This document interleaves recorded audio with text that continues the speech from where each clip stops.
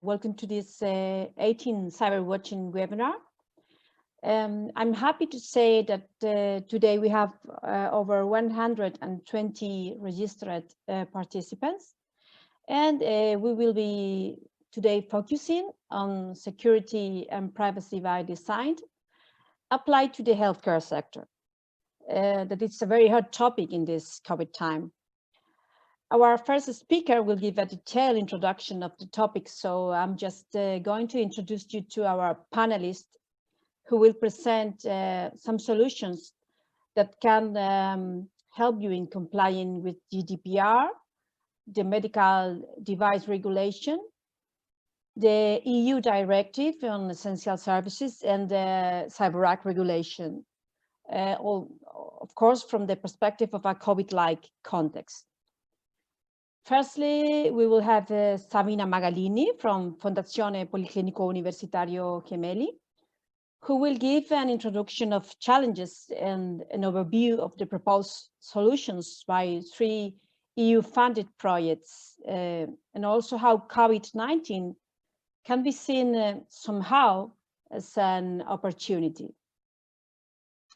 Secondly, we'll have Anastasia Botsi from ICT Legal Consulting, one of our Cyberwatching partners, and that will be looking at the roadmap to comply with the GDPR in healthcare services, taking into account not only GDPR, but also the e-privacy directive and the NIS directive.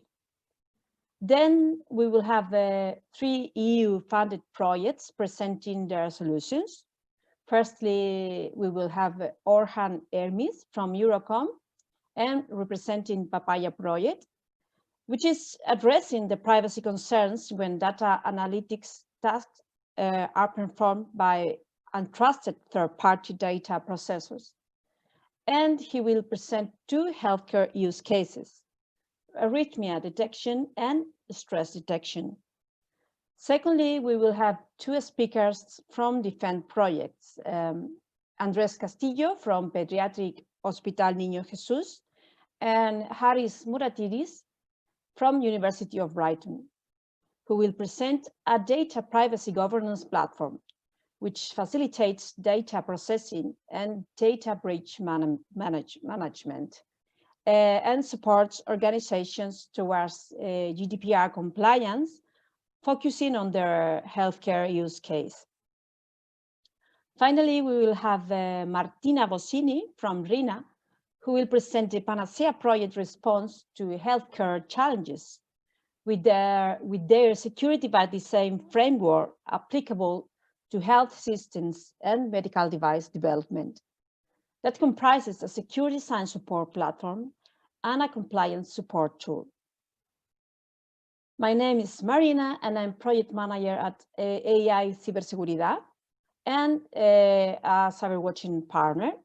And this webinar is part of the work that we are doing with some cybersecurity and privacy projects from our project hub in order to help them to improve their market readiness.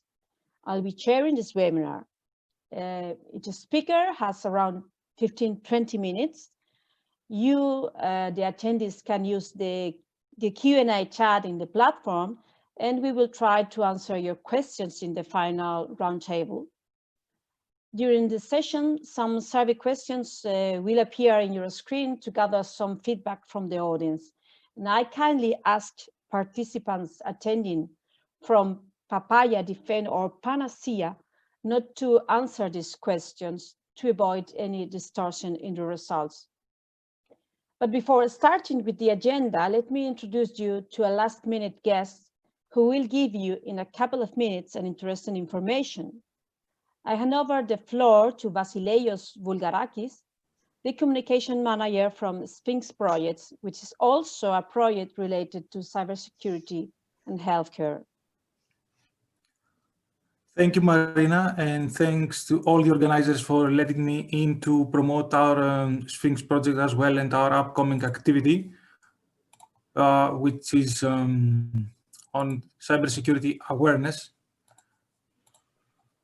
First of all, my name is Vasileios Voulgarakis. I work for the SME VI Labs, and we are the dissemination managers of the project Sphinx, which is related to cybersecurity for the healthcare sector. In a glance, our project is a research and innovation action, which is funded by the European Union's Horizon 2020 Research and Innovation Program. It consists of 17 partners from 9 European countries. We have 3 universities, 11 private entities, and 3 healthcare providers as our pilot end users. The aim of the Sphinx is to introduce a healthcare tailored universal cybersecurity toolkit to enhance the cyber protection of organizations in the medical sector and ensure eventually the patient data privacy and integrity. The concept of the toolkit is to provide a multifaceted functionality to health IT personnel in order to armor their ecosystem from cyber attacks. It consists of several components and provides the users with functionalities such as cyber risk assessment in near real-time occasions, vulnerability assessment as a service, data monitoring and anomaly detection, threat registry using blockchain technology, and a decision support system, among other things.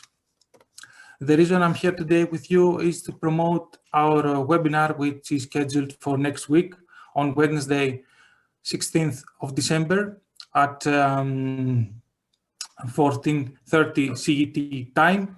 The title is Cyber Aware for Health. It is a workshop, an online workshop for cybersecurity awareness in healthcare employees. It is hosted by our partner, the 5th Regional Health Authority of Thessaly and Styria in Greece. The contribution from other partners is from NTUA, PDMFC, and VILabs, as well as guest speakers from the European Union Agency for Cybersecurity. The scope of the workshop elaborates on 3 major things. The first is policy regarding cybersecurity in healthcare sector. The second one is adequate tools and methods that the health IT personnel have at their disposal to ensure their organization's resilience against cyber attacks. And we also present the Sphinx Toolkit solution in conjunction with the other 2 topics. Who can attend? The personnel of health organizations that are employed in the IT domain, as well as cybersecurity practitioners, much like the practitioners and the attendees of this workshop.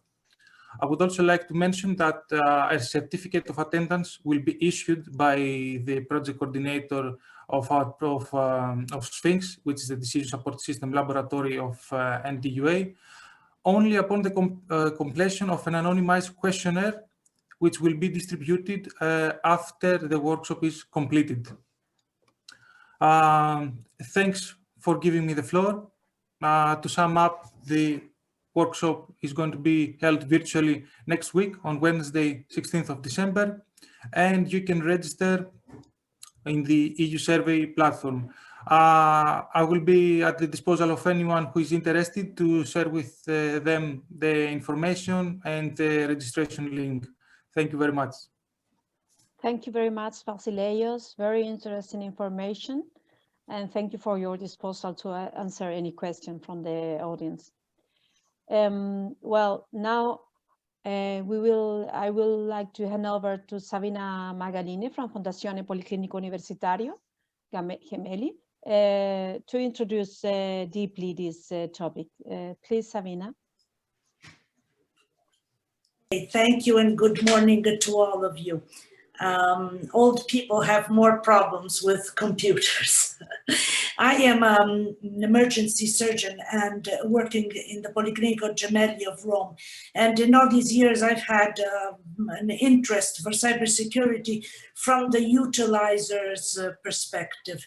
And we designed this project PANACEA, which is based mainly on the people who use the system with the intention of giving suggestions, also if authorities need them. So today we're going to speak about security and privacy by design, seen from the healthcare operator's perspective. I just want to, Marina, can you go on? Yes. Next slide. Okay, this is just a summary of what I will be telling you. The moment is ripe for security and privacy by design in the healthcare sector. And I will explain briefly some of the reasons for this. I will briefly deal with the problems that we are facing now. I will say what defend PANACEA and PAPAYA solutions may help, a small overview in a very interesting table that we designed, and I will give you some conclusions on my thoughts on this topic. Can you have the next slide, please? So these things have been said and resaid many times. Systems are mission critical for healthcare, and they're not very well protected and very vulnerable.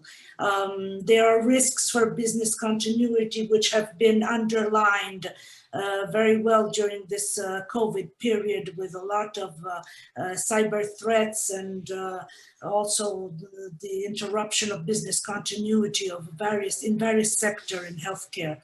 And also privacy protection and security are not guaranteed, because most of the things we're working with are old. These assets are not updated, and when they were designed, when data privacy and cybersecurity were not an issue. And all these assets are the things that you work with in the hospital, which are the richness of the hospital. It's very difficult to decommission them. So COVID practically is offering us an opportunity, because healthcare sector has been put under the magnifying lens. Everyone has seen the conditions in which we are working, and this is true all over Europe and all over the world.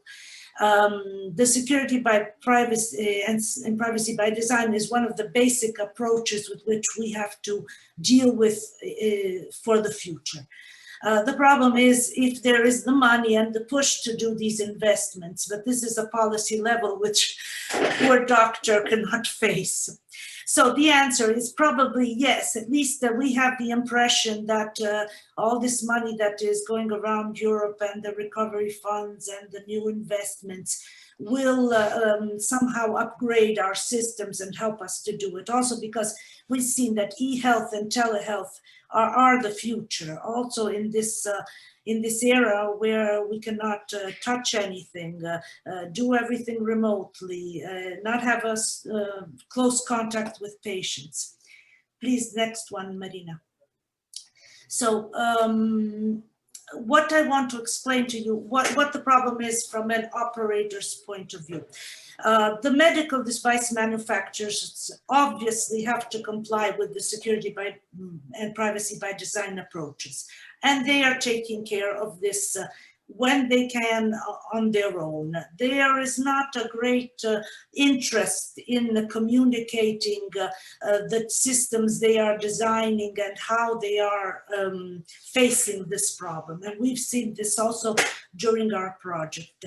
But on the other hand, we who are the adopters need to check what the things that we are going to use, the medical devices, the systems, what they're dealing with, and if they are compliant with our regulations. I just wanted to give you an example, because sometimes stories make impression more than, high-level sentences.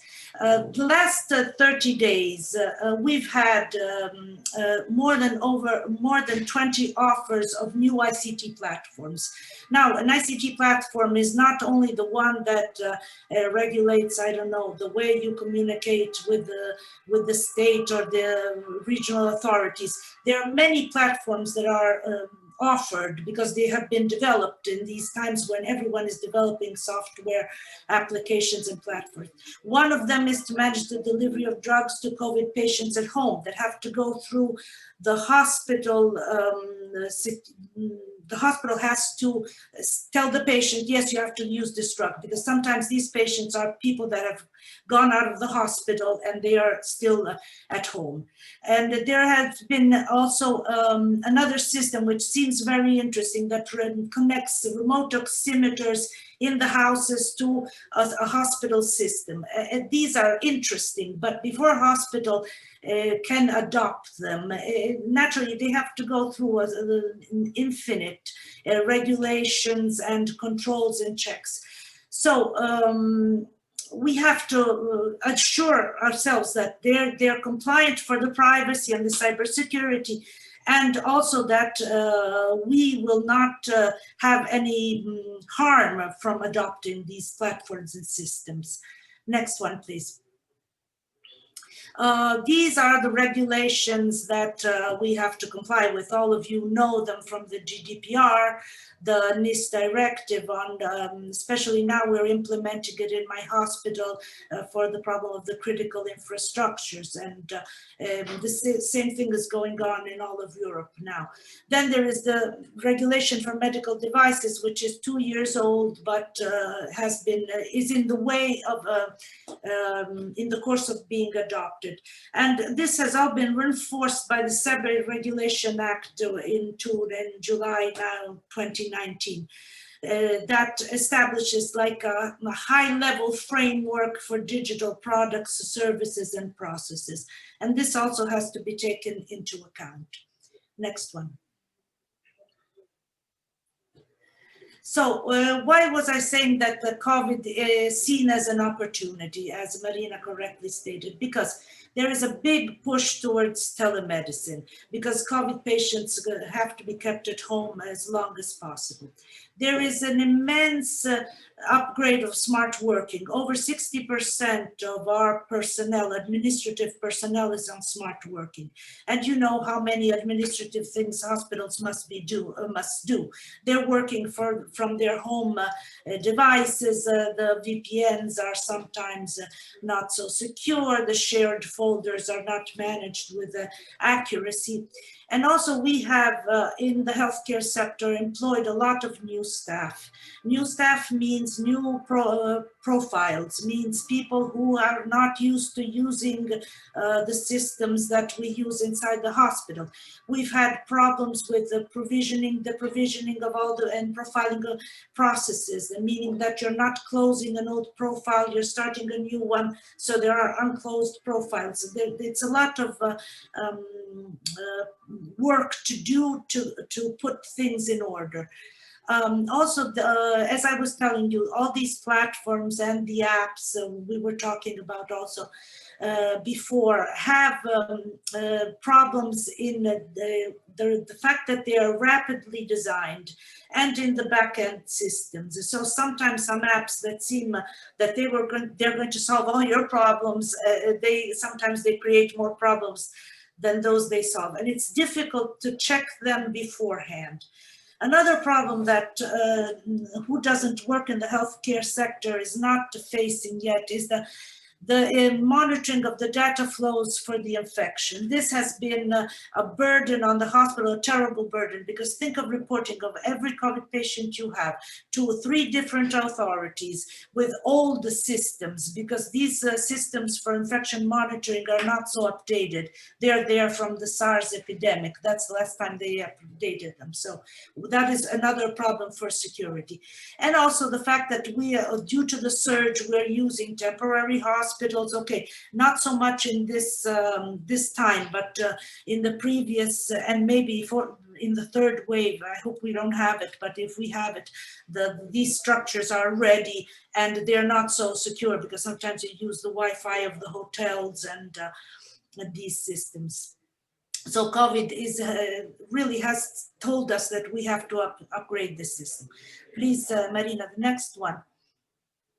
The European response, many of these projects have started before COVID, so they have been reoriented in some ways with the present context. But anyway, the problems, the regulatory measures were there even beforehand. Now, not to waste time here, I just put a little summary of the projects. They will speak of Defend, PANACEA, and PAPAYA, but the users, the project people will tell you about their own projects, how they develop them. Please go on.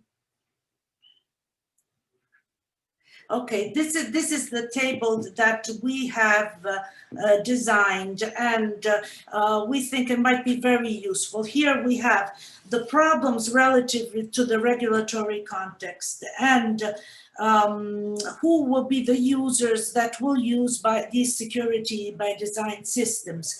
And this probably this table can be amended if necessary. But it might be very useful for high-level regulatory authorities once they decide to sponsor the uptake of some of the solutions of these projects. Please, the next one. So this is what I was telling you before. The Next Generation Europe and the related recovery plans and investments will have among their objectives the upgrading of the healthcare system and also of the medical devices.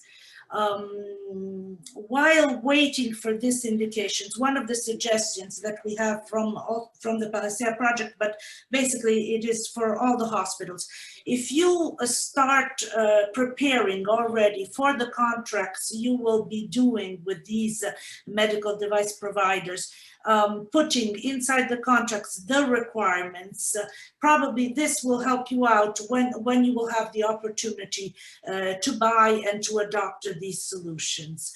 Please, the next one. So I thank you very much for your attention, and I will listen with very great interest to the solutions proposed.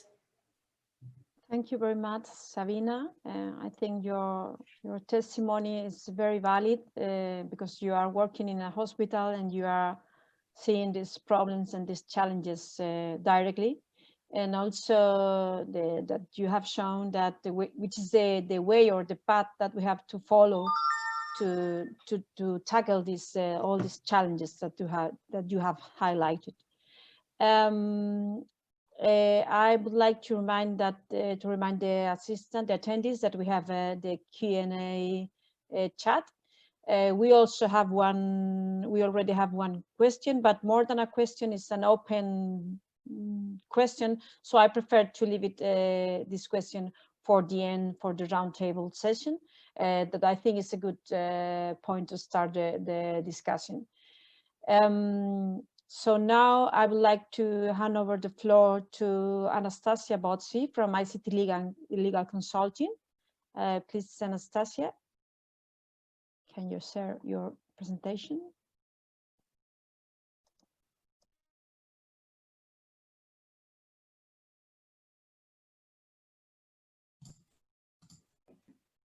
Good afternoon, everyone. Can you confirm that you can see my PowerPoint? Yes, we can say it.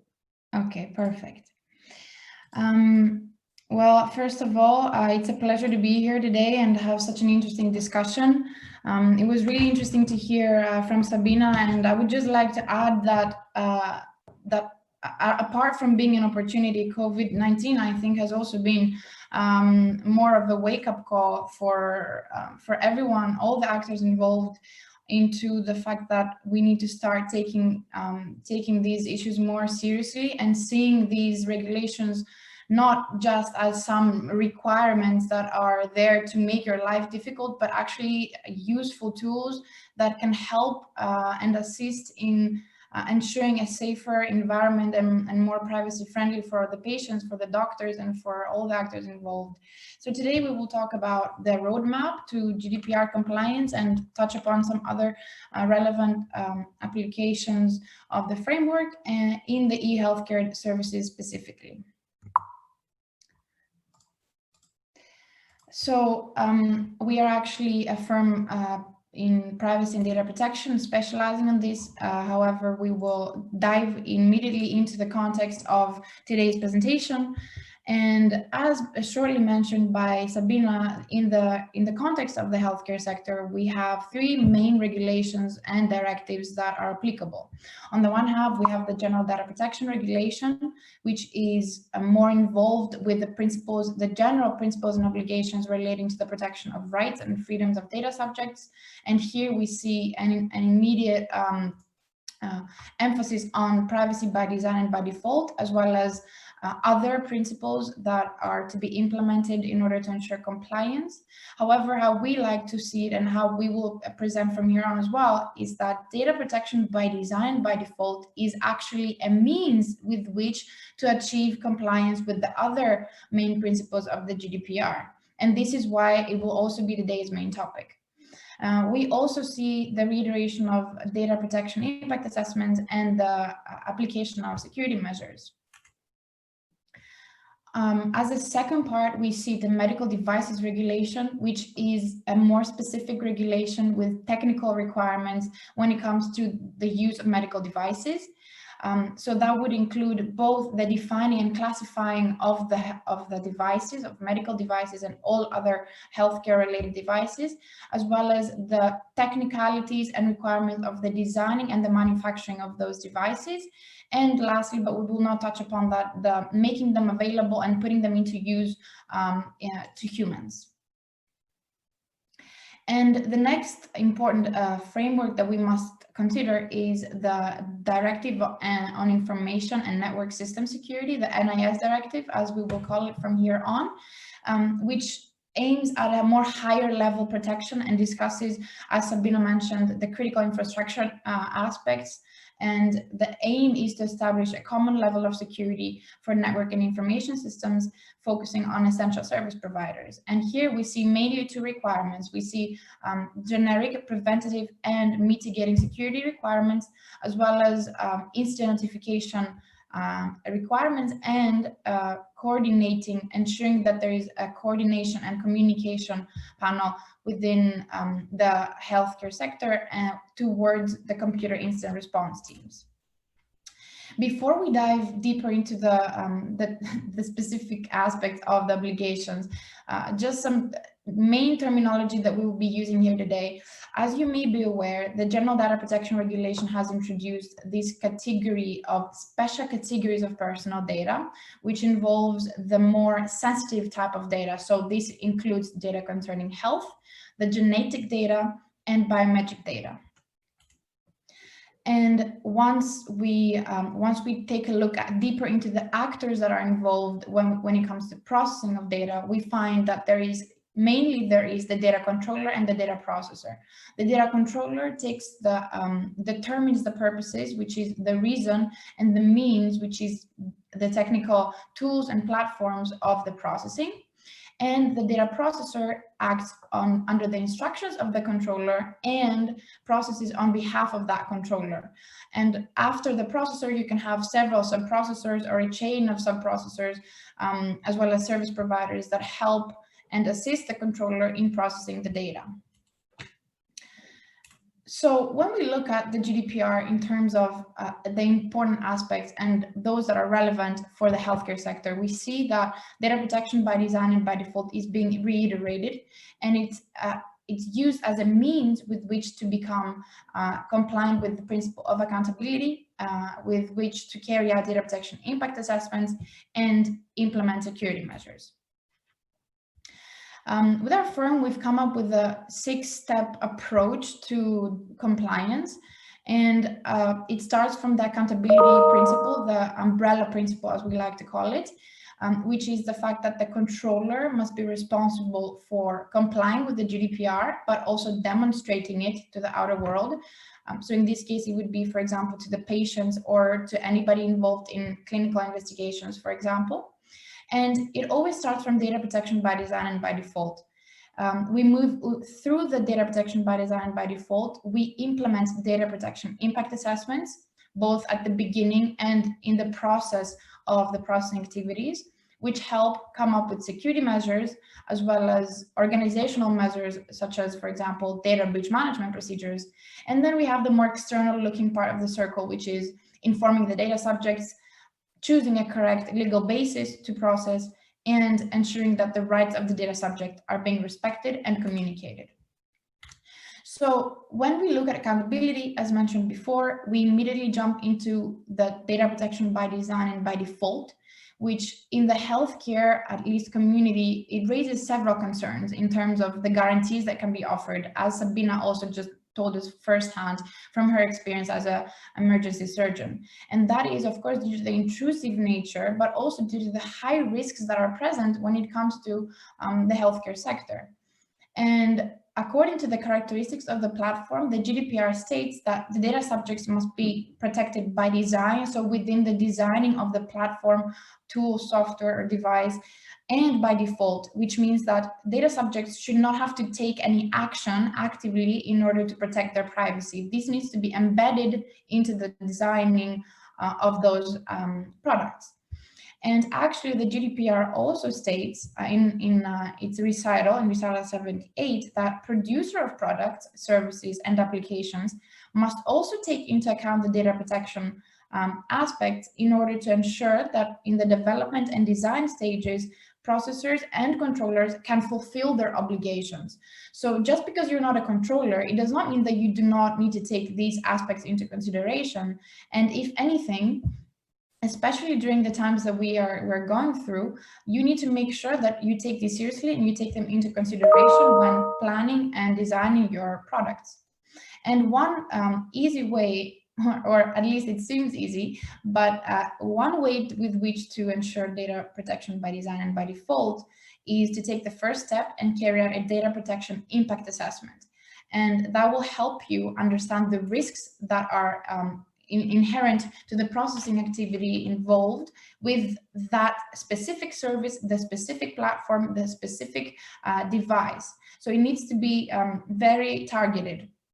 And in fact, the French Data Protection Authority has offered for free an open source tool, which is called PAPAYA, Privacy Impact Assessment. Essentially, it's the same thing, which is also customizable, meaning that depending on the needs of your hospital or clinic or device, you can amend it, you can customize it based on the needs that your platform has. And it has both web versions and portable, meaning that it's quite easy to use regardless of where you are. So other than the GDPR, the medical devices regulation also touches upon security by design, although from a bit of a different aspect. And here we see in Annex 1 of the regulation, they discuss actually the safety and requirements that should be implemented. And here we find that the electronic probable systems are to be developed and manufactured in accordance with the state of the art. And some examples of that is the principles of the development lifecycle, risk management, and so on.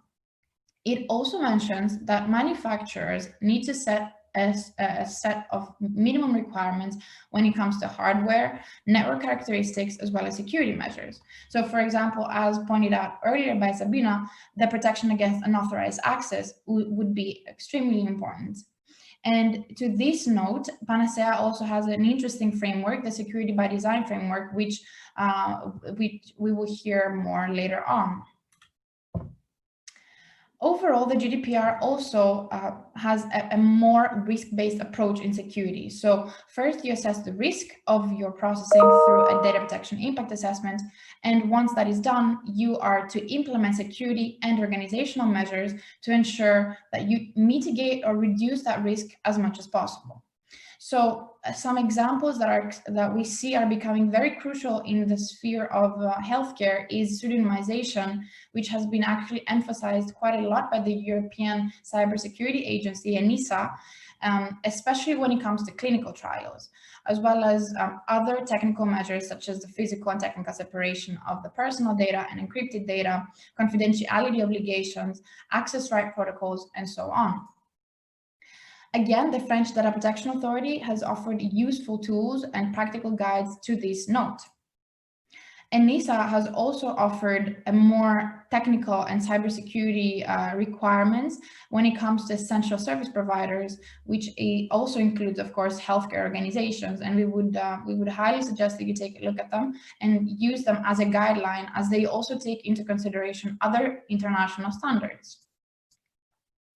Of course, we could not leave out the COVID-19 pandemic, which has influenced the healthcare sector massively. And here, one of the main topics we would like to focus on out of the ENISA's cybersecurity advice is the aspect of business continuity.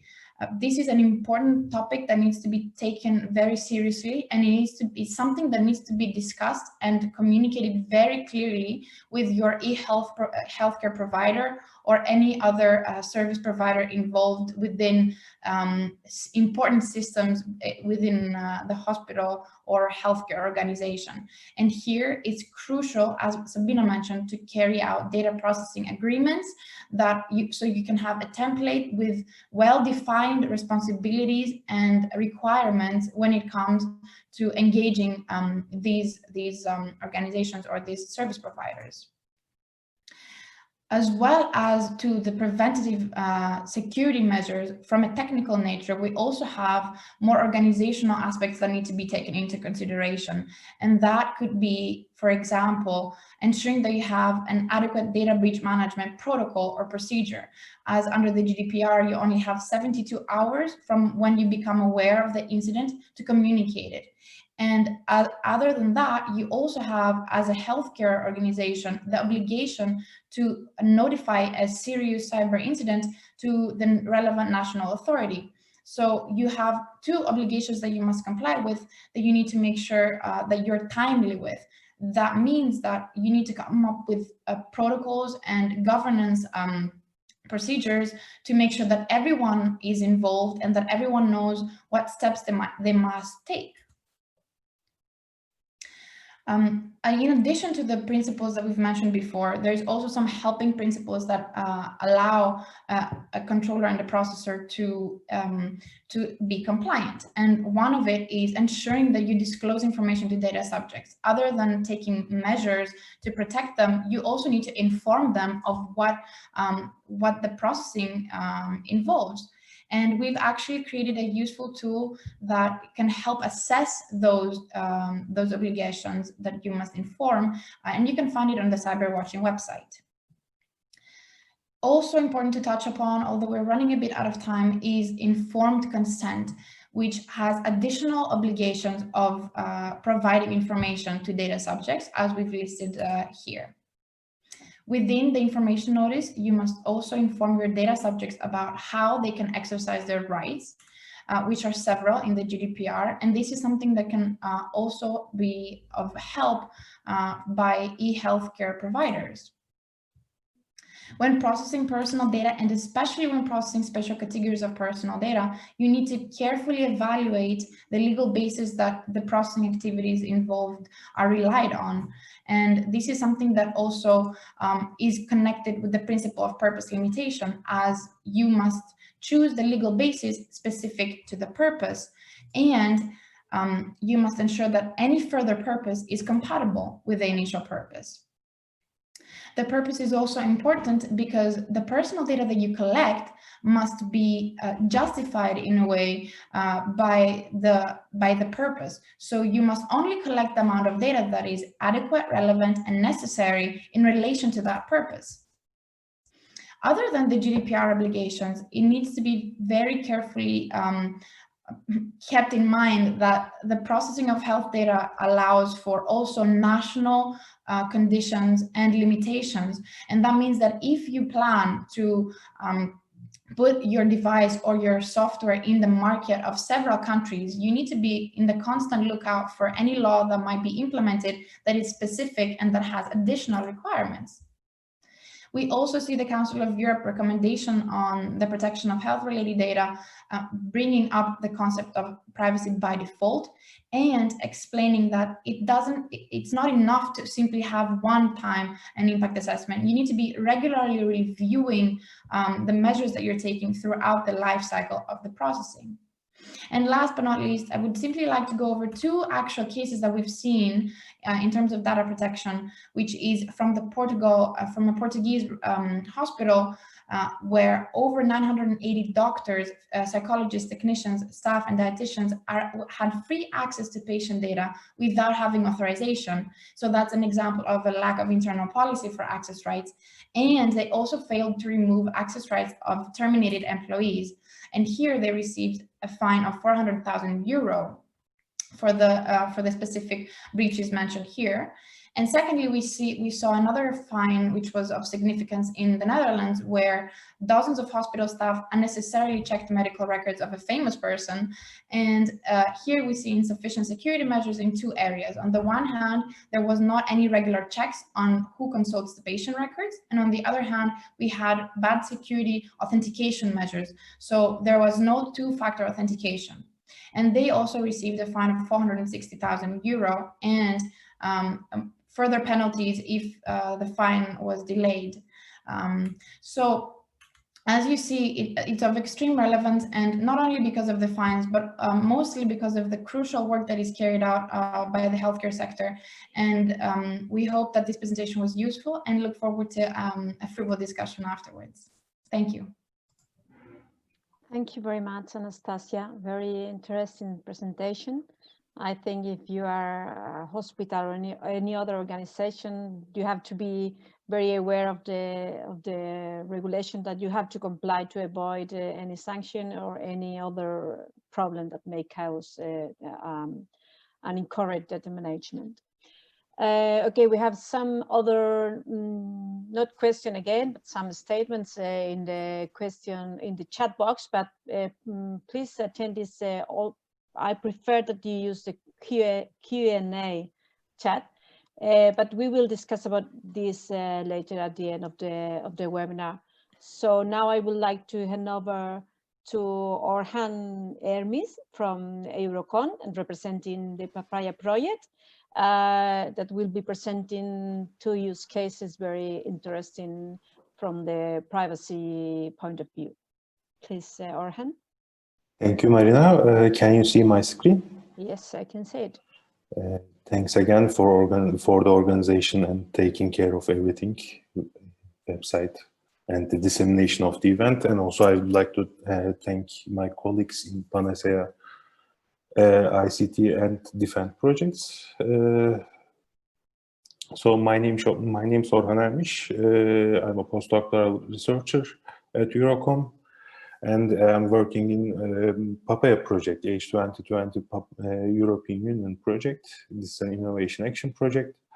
Our consortium members are IBM Haifa, Orange from France, Karlstad University, Sweden, Mediclinics Italy, Atos Spain, and finally EURECOM as the coordinator of this project from France.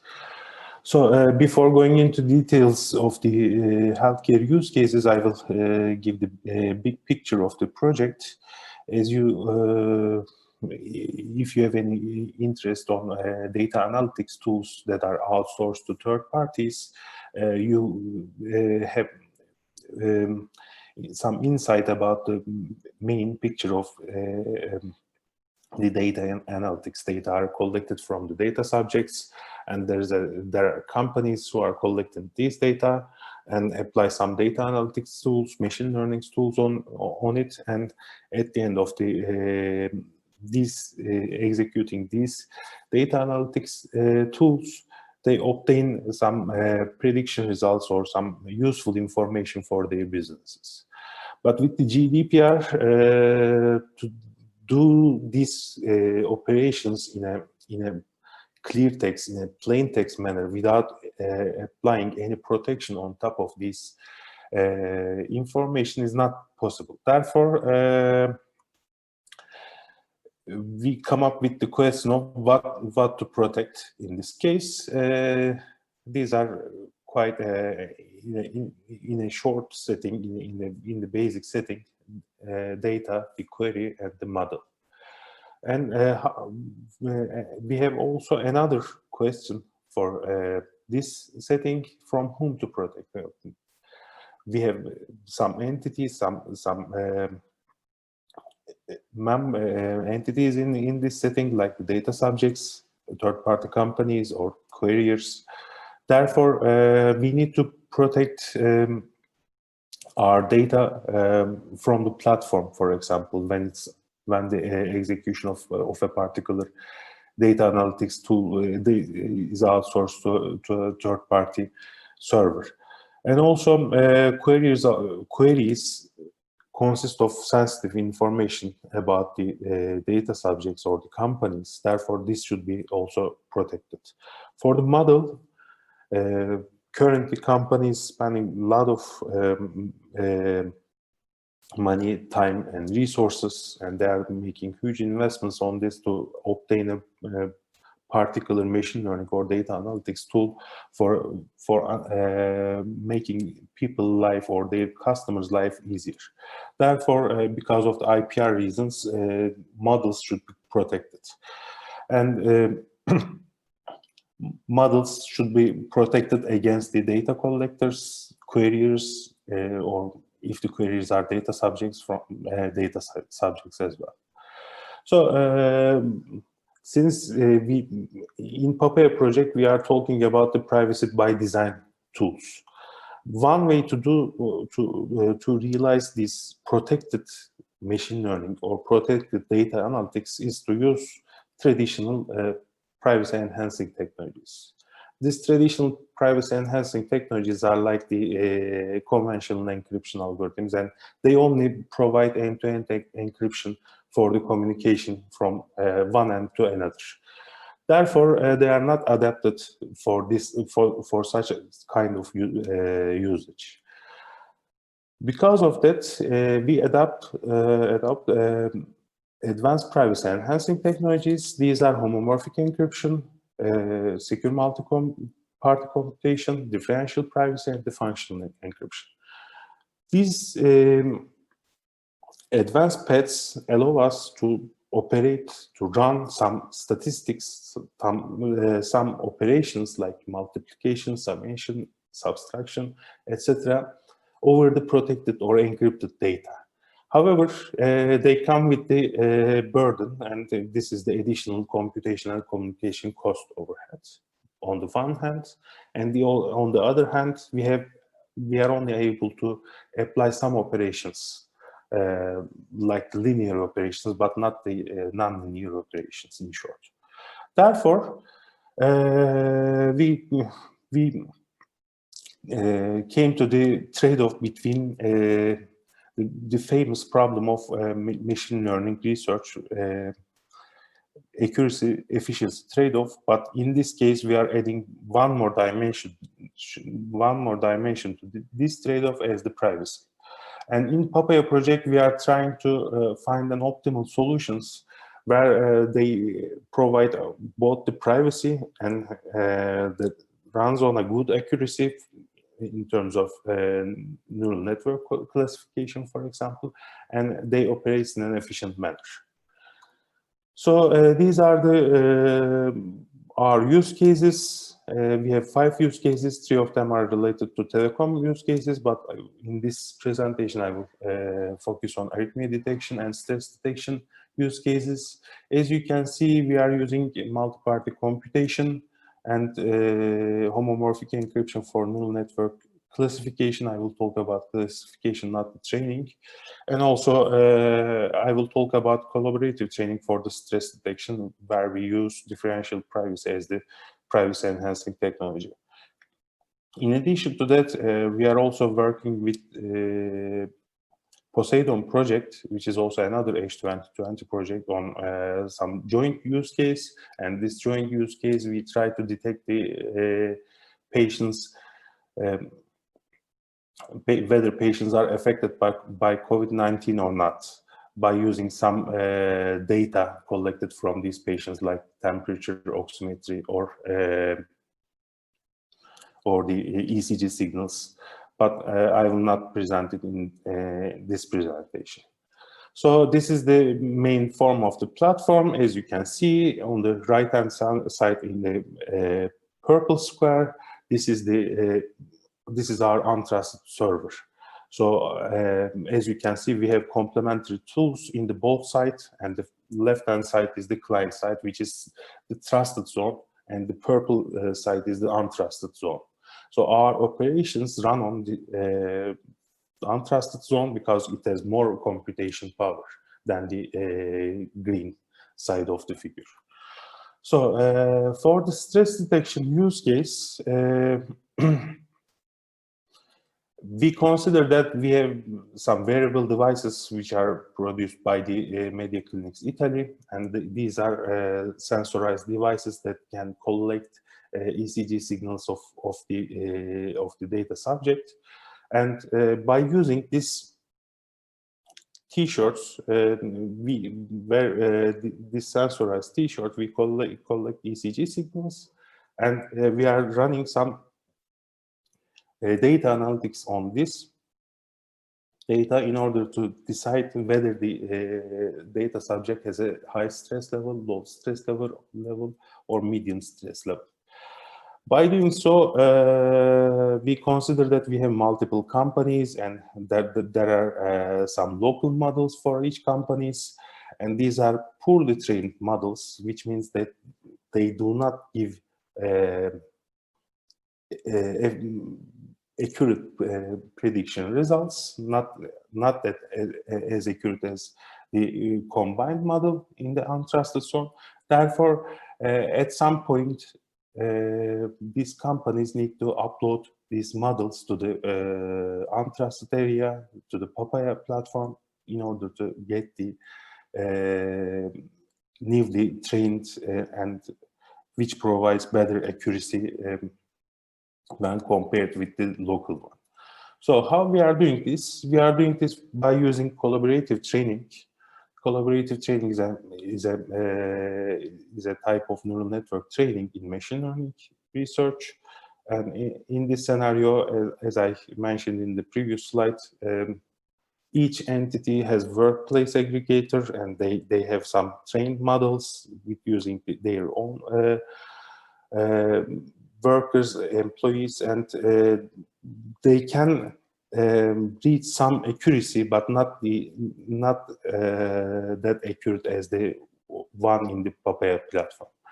While uploading, in order to obtain better setting for their neural network, they need to upload their gradients, which comes from the differential privacy, and in this case, we are hiding the information in the models that we shared with the platform, and from not only the platform, from also the other workplace aggregators, which are belong to the other companies as well. And at the end, each company, if they want to benefit from this setting, they upload their model and they obtain the newly trained models to detect the stress level of their own employees with a better accuracy. So the second use case is the arrhythmia detection use case. As you know, arrhythmia is a set of conditions in which the heartbeat is not regular, abnormal heartbeats in short. And there are several arrhythmia symptoms such as heart failure, stroke, etc. And these are, of course, in order to detect this arrhythmia, expert knowledge is needed. And this expert knowledge can be, the cardiologist make this, decide the patient whether has an arrhythmia or not by looking at the ECG signal of the patient.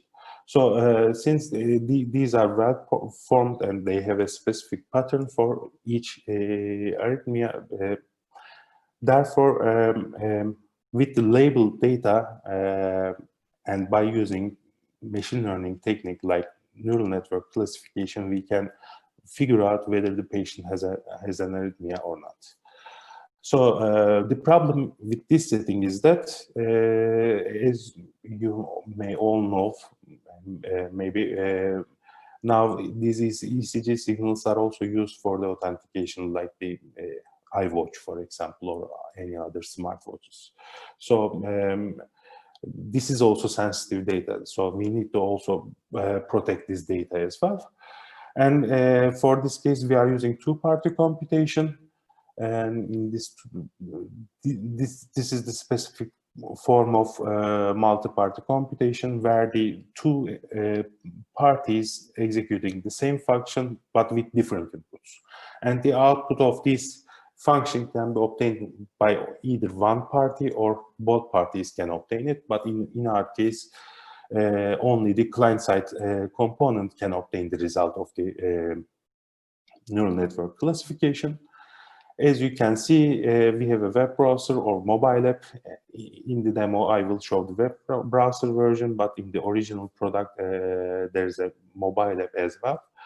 In this case, we are collecting the ECG signals. Client-side entity shares some part of the securely shares the input with the server-side component, and the server-side component shares securely shares the model with the client-side component. And each party, during this computation, each party does not have any access to the other party's information. Like, for example, server-side cannot obtain any information from the input, and neither the client-side can obtain any information about the model. I will show you a brief demo on this, and if we have time, I can show you a 3 demo or a couple of demo on single signal classification and multiple signal classification. As you can see, we can view the ECG signals, and we can select the range to be analyzed. For example, I just analyzing one signal. This is not enough for detecting whether the patient has an arrhythmia or not, but this is the start point of our research. We first start with analyzing one signal first, and then we run our algorithm on multiple signals. So in this case, I selected 2 patients, and I'm executing 30 seconds of execution. Since this is a local setting, both of the components are running on my computer, but in the normal case, the client-side entity is in the media clinics, and the server-side entity is in the IBM's Kubernetes server. I think this, as you can see, we can obtain the results for multiple patients. This is an important study because we may do some operations, as I mentioned in the beginning, by using these advanced paths. Therefore, we start with the one signal, and then we switch to the multiple signal, then we switch to multiple patients to analyze the data. So that is all from my side. Okay, thank you very much, Orhan.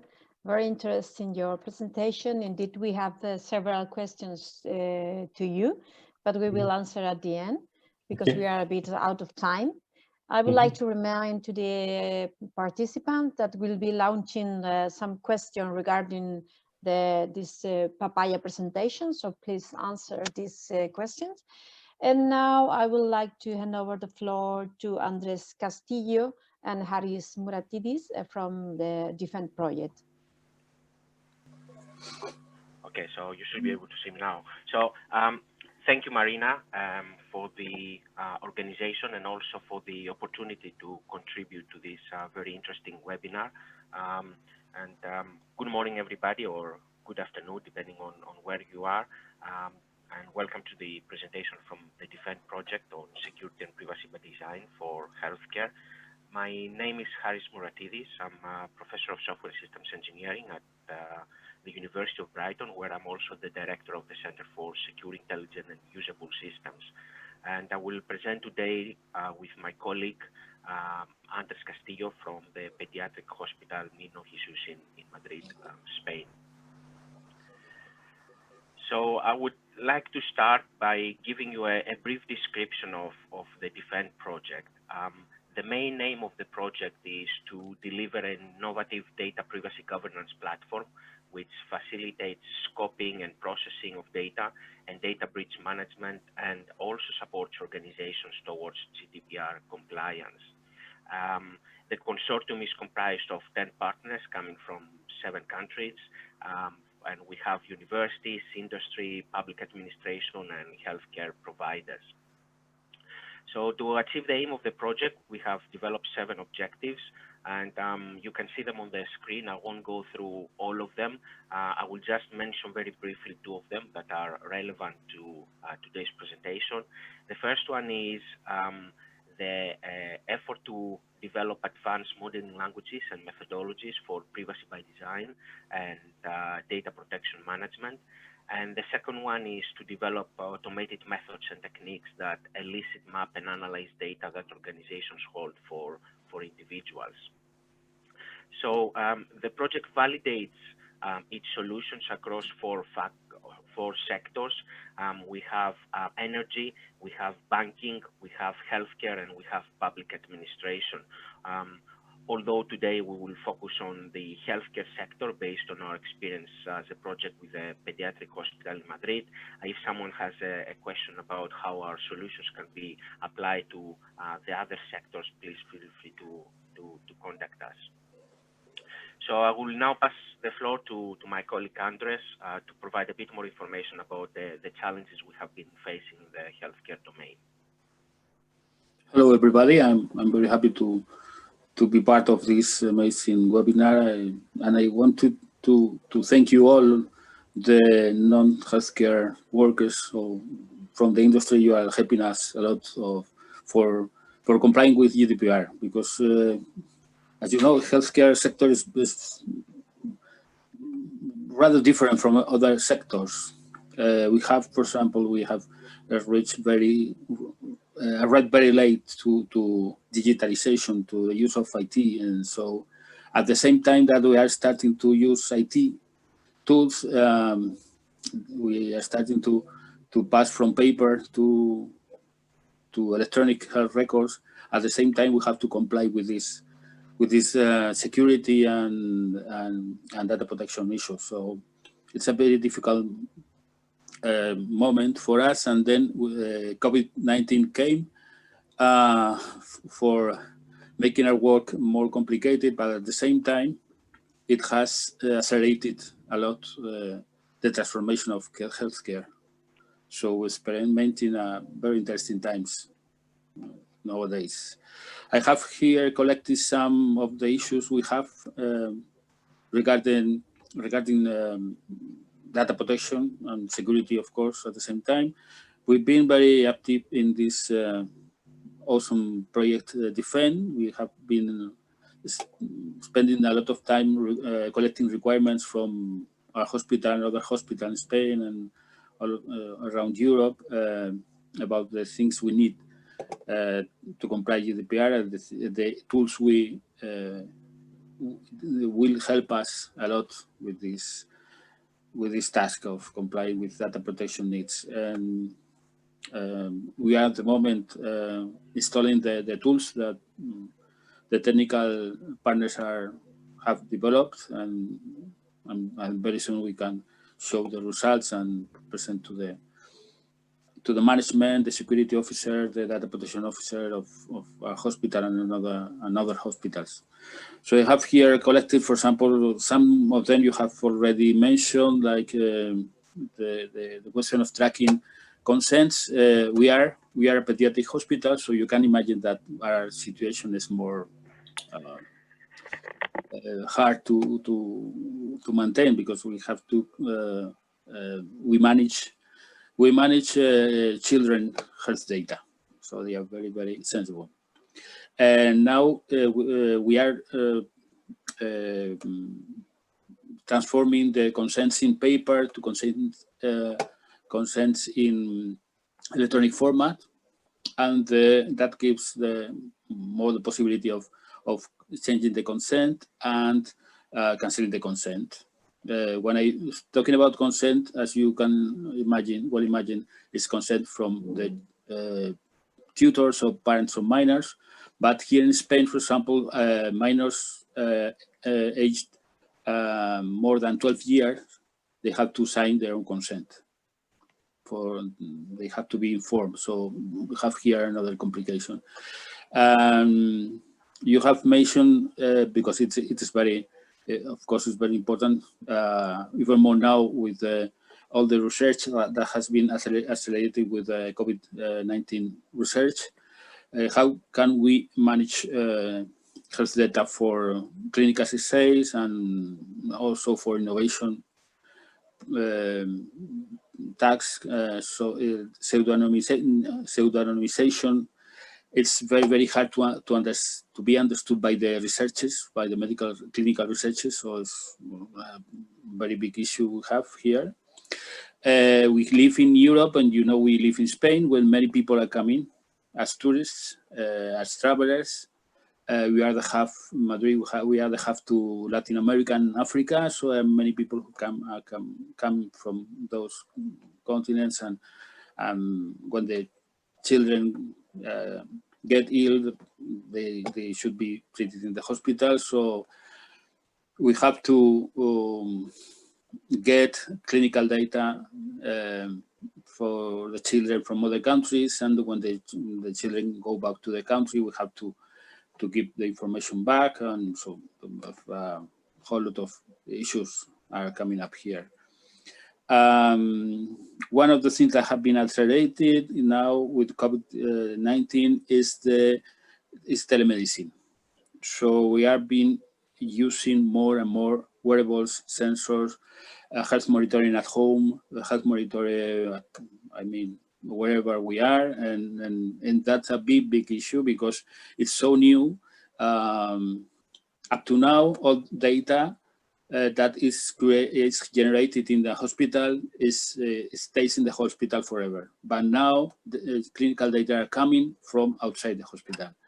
So it's been a very hard issue to comply with everything. So the situation now is that everything is locked down because it's so new. So we desperately now need more tools for doing that. As you can know, surely a hospital is not an isolated institution. It's connected to other institutions like other research centers. We need, for example, with the COVID-19 test, we need some laboratory outside to bring the results back from the test. So we need data are going up, in and out constantly. So we need more tools to cover that door, as we can say. And now the COVID always. So I'm mentioning it because it's so pressing now. It's an issue so pressing now. The connection with emergency services with the COVID-19, it's been always a problem because there are different spaces. I mean, different part of the health sector. But now there are so many patients that are being treated at home. So many patients that have to be moved from one hospital to another hospital, one city to another city. Usually, well, up to now, there was not a big issue because, well, the ambulance practitioners, the ambulance paramedics did the triage in the site, and then they make another triage in the hospital. But now, with so many patients, there's an issue. And there's the issue of generating data in an ambulance on site, and then connecting that data with clinical data, clinical history that is in primary care and the hospital. So you can see that in general, this whole situation is making us change all the ways we are used to trade data over hospital. So primary care, private care, research institutions. Also, it's a very pressing issue. So we need urgently more tools to comply with that. So I give you the floor to you, Harris. Sorry for being too. Yeah, thanks, Andrés. I mean, apart from the challenges from the domain that Andrés mentioned, I think it's also important to add a few challenges that would come from a more technical perspective. If we want to follow a privacy by design approach or a security by design approach, then we need to be able to translate privacy and security into requirements that we can elicit, model, and analyze and check their satisfaction. And that is a challenge because traditionally, especially for privacy, it is a social and legal concept, as Anastasia mentioned earlier on as well, which sometimes is deliberately vague. It is contextual and is also subjective. So it's difficult to know how we can translate such a concept to a more technical requirement. We need to be something that we can measure whether we satisfied it or not. We also need to understand what is the relationship between privacy and security and other non-functional requirements, and understand how we can ensure both of them, security and privacy, but also how we can deal with conflicts that we might have between the two. Looking at also on the privacy aspect, we need to understand how we can derive relevant requirements from laws and regulations, such as GDPR that was mentioned earlier on. So there is a number of clauses, there is a number of information that is provided in regulations such as that, but how we can take that legal text and translate it to something that is more technical that we then be able to implement during the design of systems. And I will guess last but not least is how we can deal with security and privacy in a more continuous way. Obviously, they are not one-off. We have new vulnerabilities that are identified. There's new technical solutions that are coming up. We have the legal environment that is changing. So we need to be able to provide support for such a continuous approach. And these are some obviously quite important challenges. So try to answer some of those. One of the first things we do in Defend is try to clarify the relationship between security and privacy. I think this is critical, especially for the healthcare sector, because it is important when we talk about, if you want, by design approach, to consider both security and privacy by design. We all know how important security is for the healthcare sector. As also mentioned by the previous speakers, but privacy, as Anastasia mentioned as well, is equally important due to the sensitivity of the information and data used. So in Defend, we believe we do not have, if you want, the luxury of just following one or the other, but we need to follow both at the same time. But there is always, I think, a confusion about where security starts, where it stops, or where privacy starts and stops. And I think, in fact, for a long time, if we look at the literature from computer science, privacy was seen as part of security. And it is true that there is, a strong interconnection between them, since they both work towards the protection of personal information through, for example, the use of security mechanisms such as encryption, anonymization, and so on. But this is mainly true at the implementation level. If we look at the requirements level, which is the starting point for any security or privacy by design approach, then it is clear there are differences. And in fact, it is, I think, the case that there is often a conflict between security requirements and privacy requirements, or the satisfaction of one does not necessarily mean the satisfaction of the other. So I think this kind of distinction is particularly important when we talk about privacy by design and security by design, because of the very nature of such paradigms, to start from the requirements, and therefore it is important to understand those differences. So in Defend, we propose a design by design approach that considers both the security and privacy. And one of the issues we usually have is that a lot of discussion has been made around security and especially privacy by design. There are recommendations, there are general guidelines, there is information on regulations such as GDPR, but I think we still lack specific structure, methodologies, and modeling languages that will enable organizations to step by step provide security and privacy by design analysis. And our work in Defend in that area aims to fulfill that gap. We are advocating for a model-driven approach, meaning that models are built from a more abstract to a more concrete level to support analysis of security and privacy over two levels, the planning level and the operational level. At the planning level, which is effectively a design level, we elicit, model, and analyze security and privacy requirements. We identify and recommend security and privacy controls, and we analyze threats and attacks that are relevant both to security and privacy. While at the operational level, we provide specific controls that fulfill those requirements, therefore providing a security and privacy design approach that starts from requirements and goes all the way to implementation. In order to elicit requirements for security and privacy, we depend on a number of methods and corresponding tools that the Defend platform provides. These are related to questionnaire-based methods and tools, methods to identify processing activities and data structures of an organization, such as privacy impact assessments that Anastasia mentioned as well before. Once we have that information, this is fed into our privacy and security by design modeling language and process, which is supported by an automated tool. Our work in that area is based on a methodology called Secure Tropos that comes from the security requirements engineering domain, which has been developed in Brighton, and it provides a modeling language that draws elements from three important areas, from privacy engineering, security engineering, but also software engineering. Some of the unique features of it is the ability to analyze security, privacy, and other functional requirements at the same time.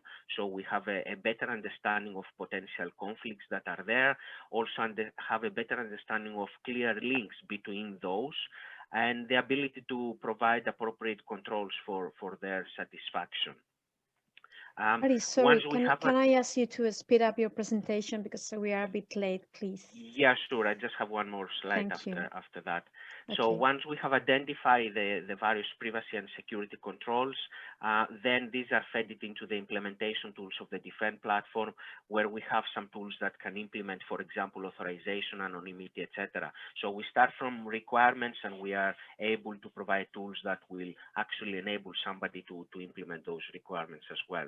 So this is a brief model of one of the analysis that we do. Is the result of analysis of a scenario that we had from Niño Jesús Hospital.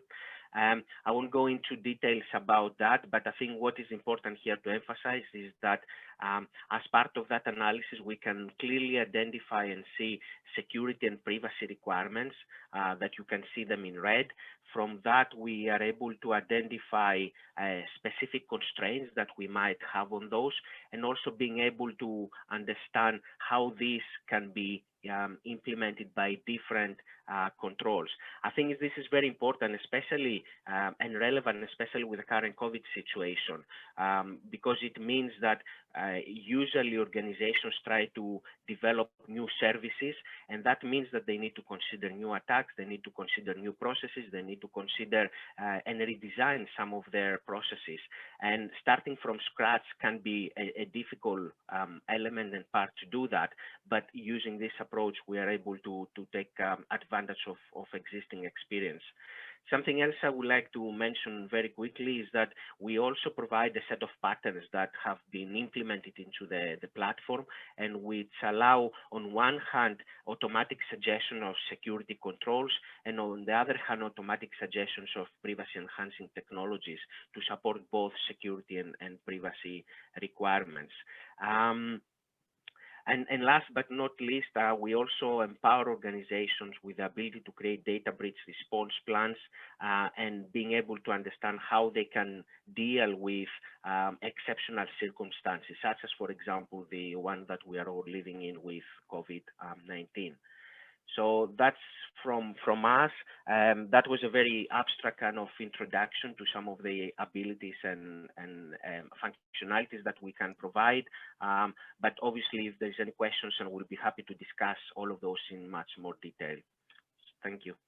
Thank you very much, Haris, and also to Andrés.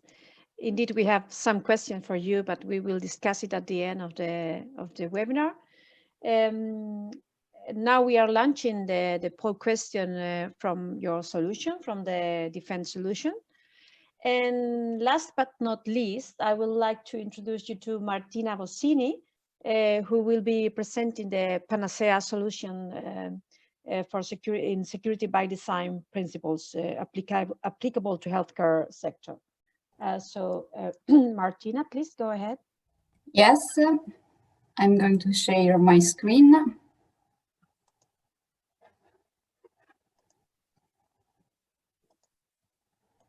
Can you see it? Yes, I can see it. Okay, perfect.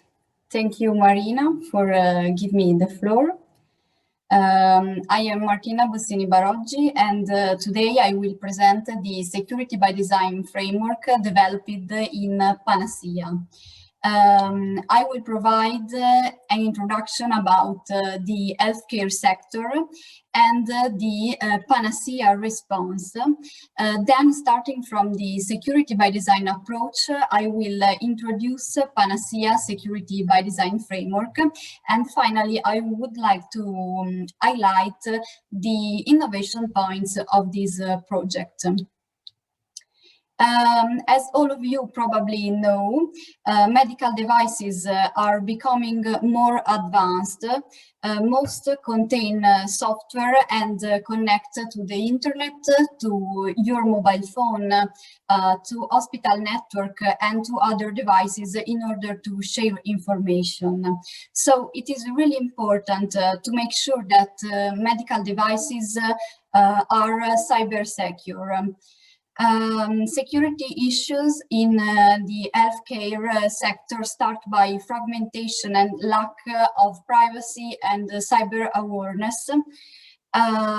Security should be built in the devices because it is really important to introduce security aspects related to cyber risk since the beginning of the development of the medical devices.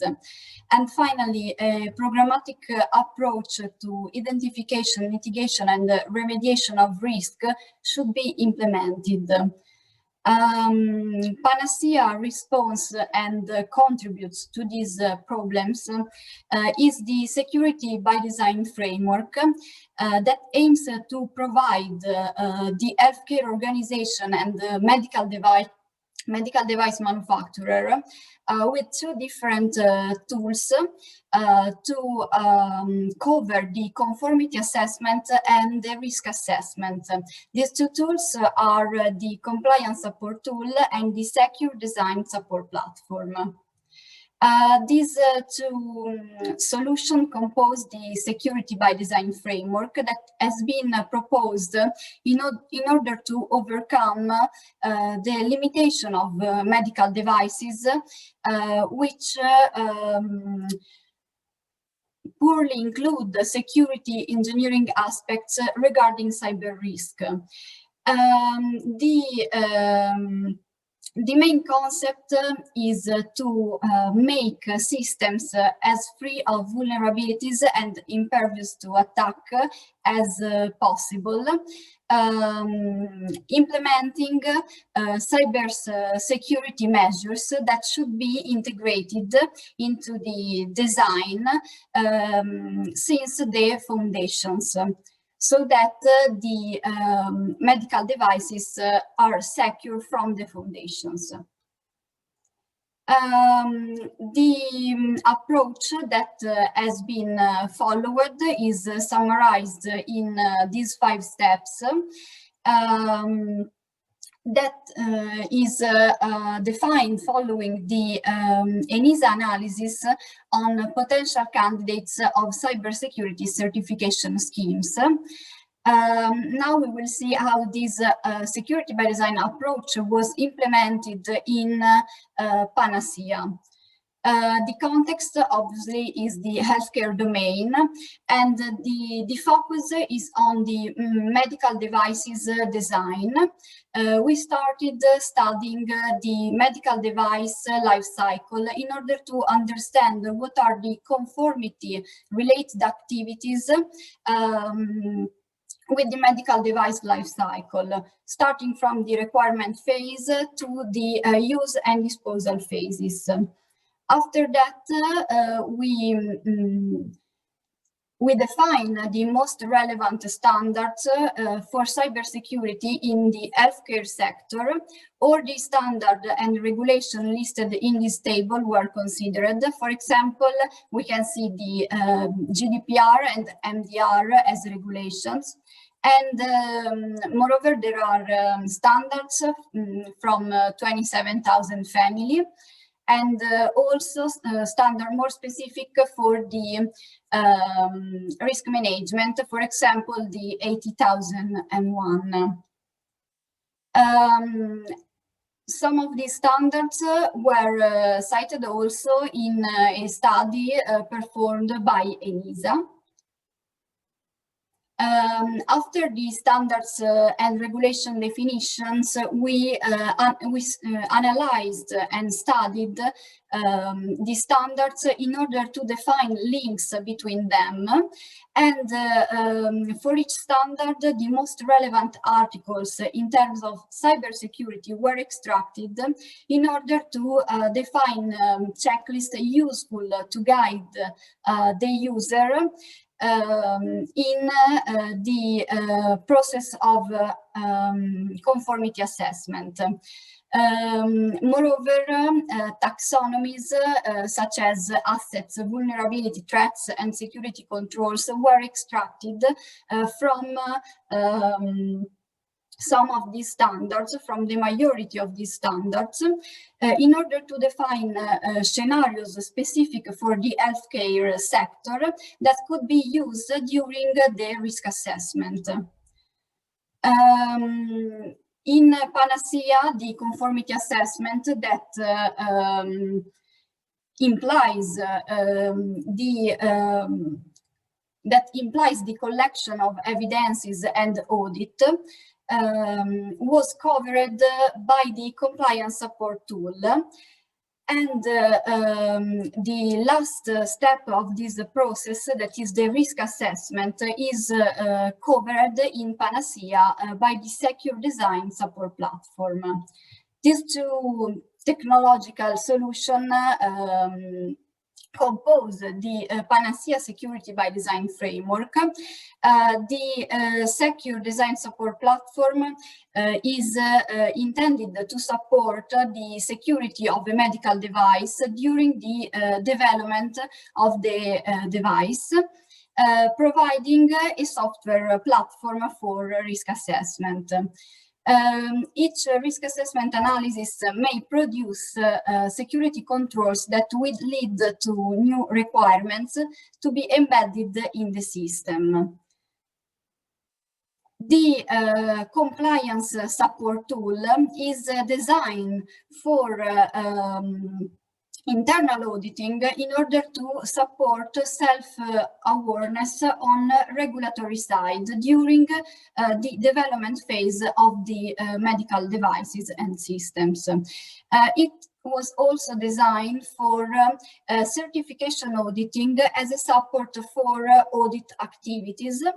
The checklists that were defined and that were extracted from the standard are implemented on the compliance support tool that is configured for the healthcare sector. The output of the risk assessment is collected in the compliance support tool to cover security controls related to risk management and allows to complete the conformity assessment.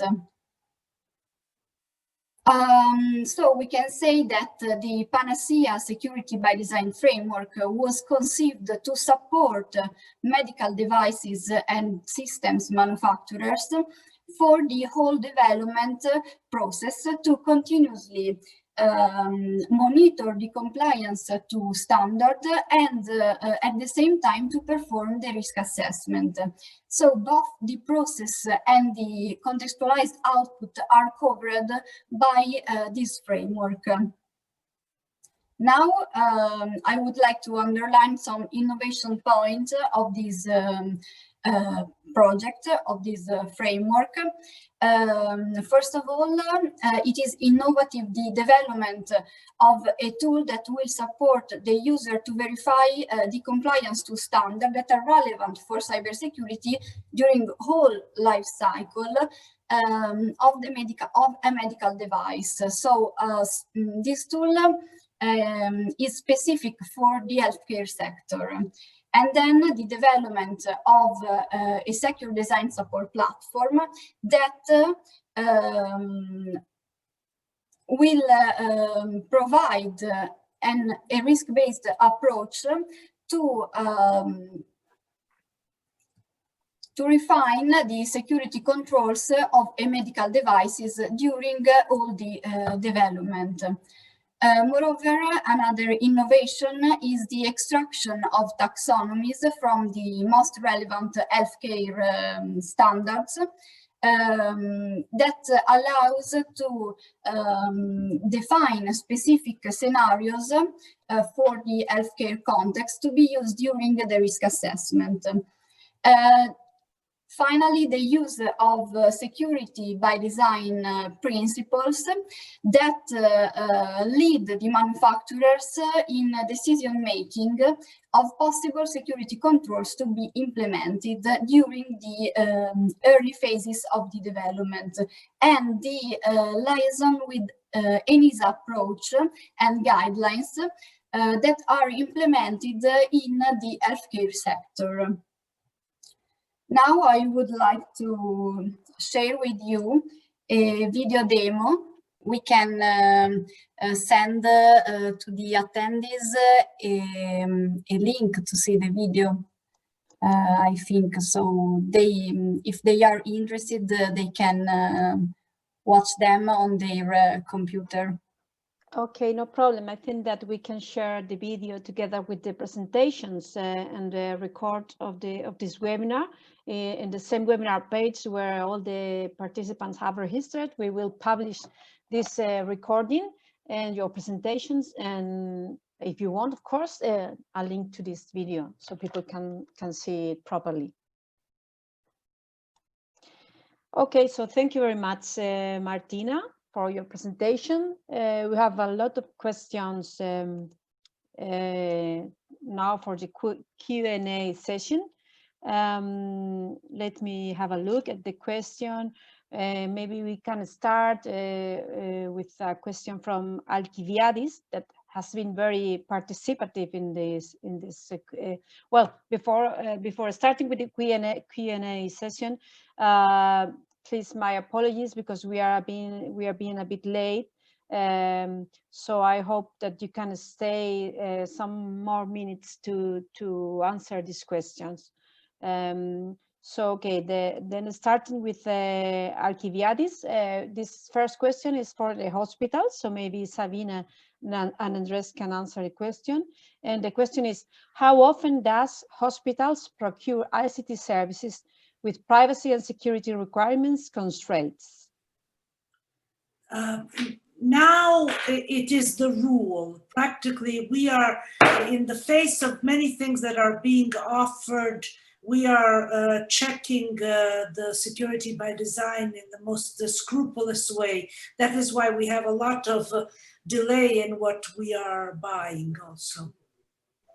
Now it's mandatory. I mean, that's good practice. Okay. Thank you very much, Sabina. Andrés, do you want to add anything? No, it's the same practice here. It's the same. Okay. Okay, thank you very much.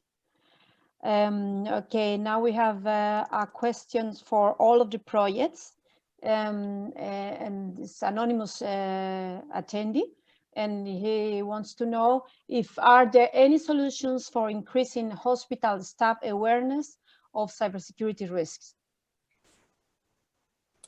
I don't know who wants to start answering this question. I may, Pasquale from PANACEA project. I may answer for PANACEA project. In PANACEA project, we have we have developed two tools for this. One is about nudging. The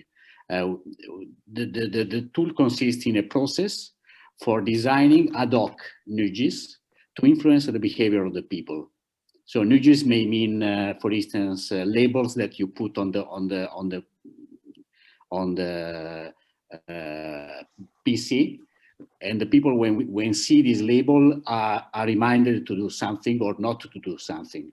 Or nudges are also manifestos, or short speeches done by the managers and so on.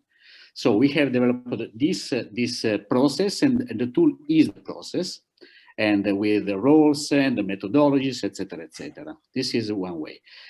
Another solution is in the education realm, and we decided to develop video clips.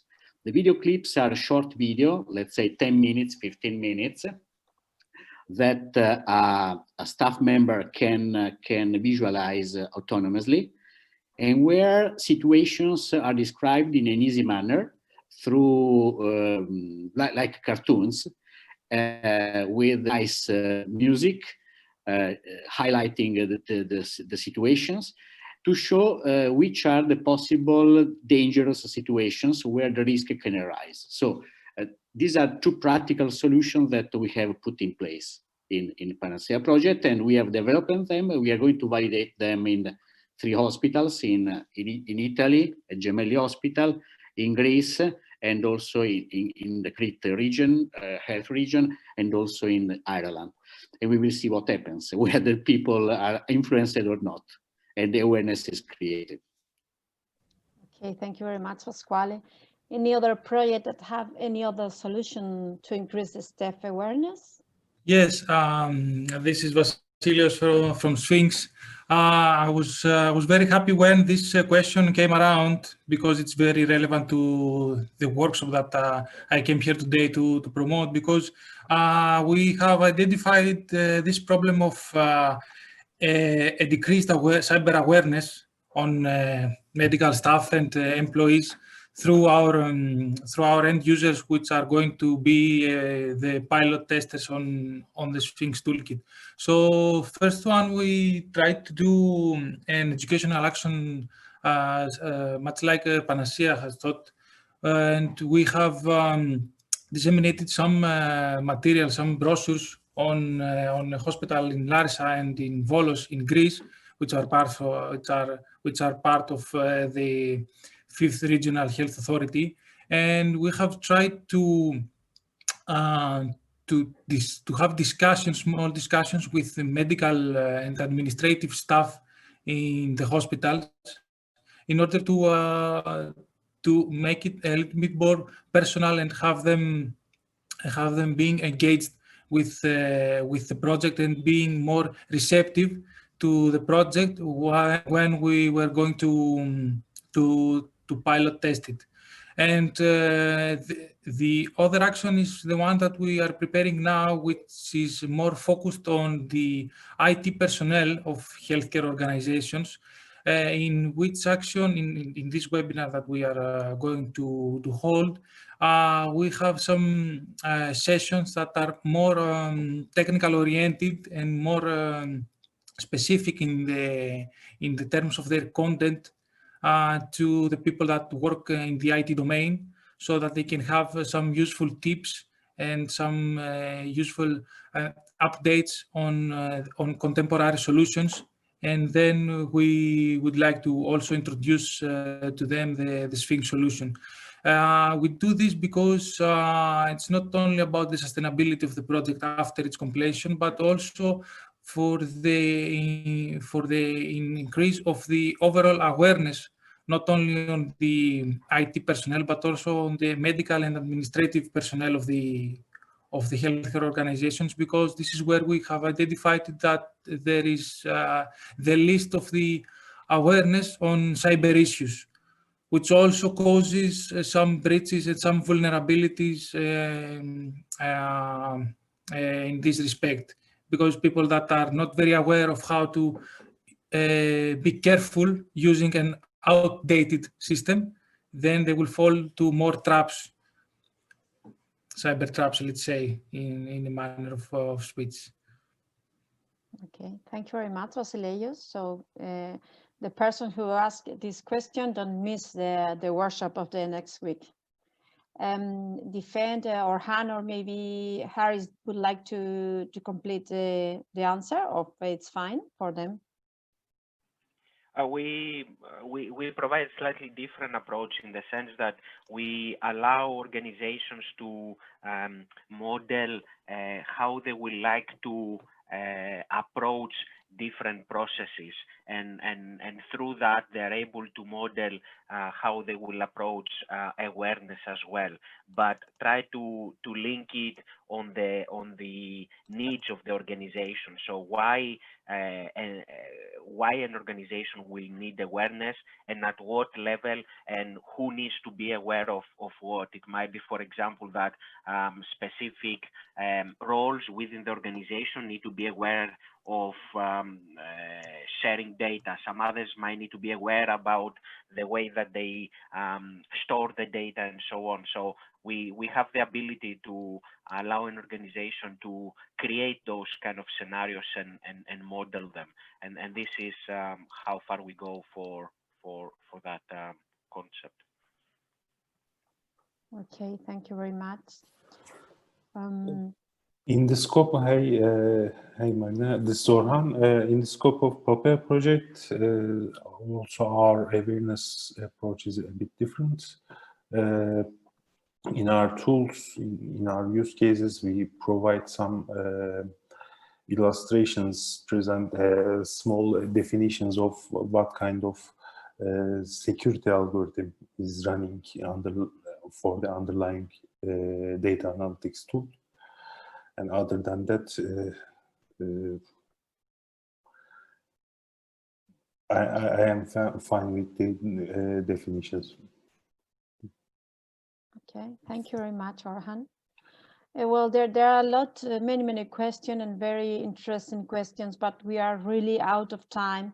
So as all of the projects will share their presentation, you can get their emails and send all your questions directly to them, because we don't want to delay this webinar anymore. But first, before the end, I would like all the participants just to provide a very brief summary of the message that they want to transmit specifically to the audience. Just a 30 seconds sentence. Please, maybe we can start by Sabina, if you want to share anything. 30 seconds. Very interesting, and met a lot of very interesting people that we will be sure to contact through the PANACEA project. Compliments to you and for this holding this beautiful webinar. Thank you, Sabina. Okay, maybe now Orhan. Yes, yeah, sorry. No problem. Thank you, Marina, for everything, and also I would like to thank PANACEA and different projects and ICT as well. And also thanks for the attendees and these interesting questions. Okay. Then maybe Harris or Andrés want to launch any message to the audience? Any final message? Yeah, well, here I just want to take profit of these 30 seconds to invite you all, especially technical partners, to the next pre-commercial procurement initiative that we in Madrid we are launching as lead procurers for all Europe. So we are there. I've seen many questions about connecting emergency care service with hospital and primary care. So we're launching a pre-commercial initiative about that. So you are invited. Thank you. Okay. Thank you very much, Andrés. Very interesting. Harris, do you want to add anything? Maybe just to add very quickly that although today I think we've seen some presentations separately between the different projects, there is an effort and actually a cluster that brings a lot of the results together as well. So there is exploration there, and if attendees are interested on, you know, maybe some relationship between those projects, just to contact any one of us, and we'll be happy to further discuss it. Thank you very much, Orhan. And final word for Martina.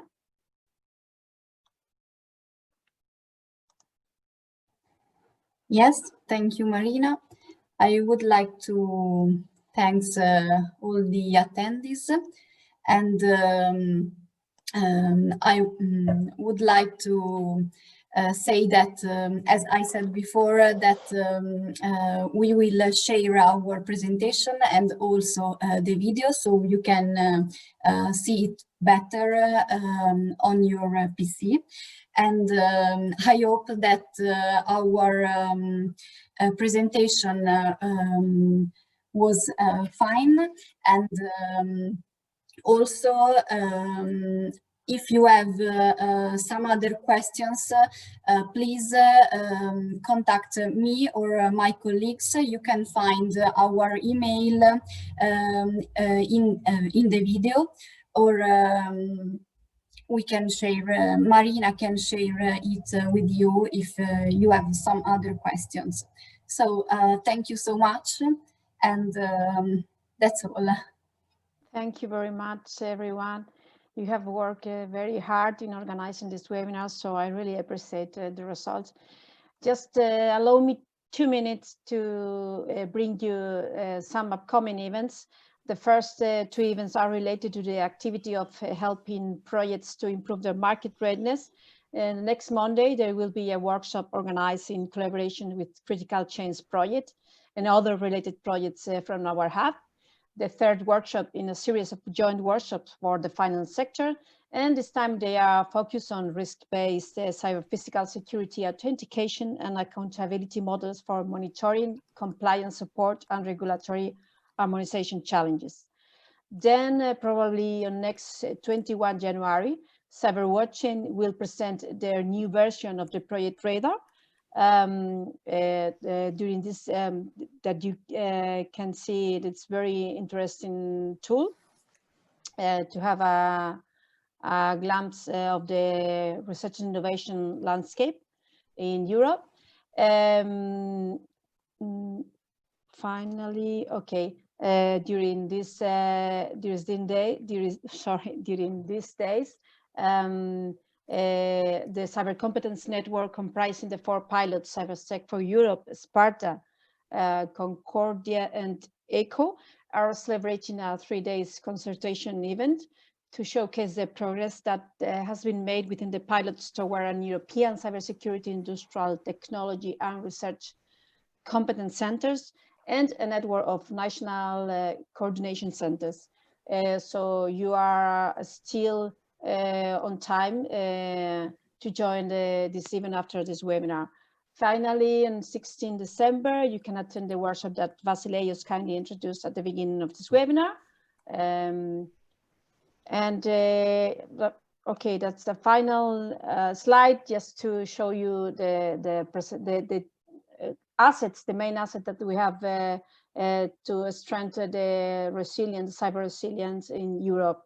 But you can find more information about these tools in our Cyberwatching page.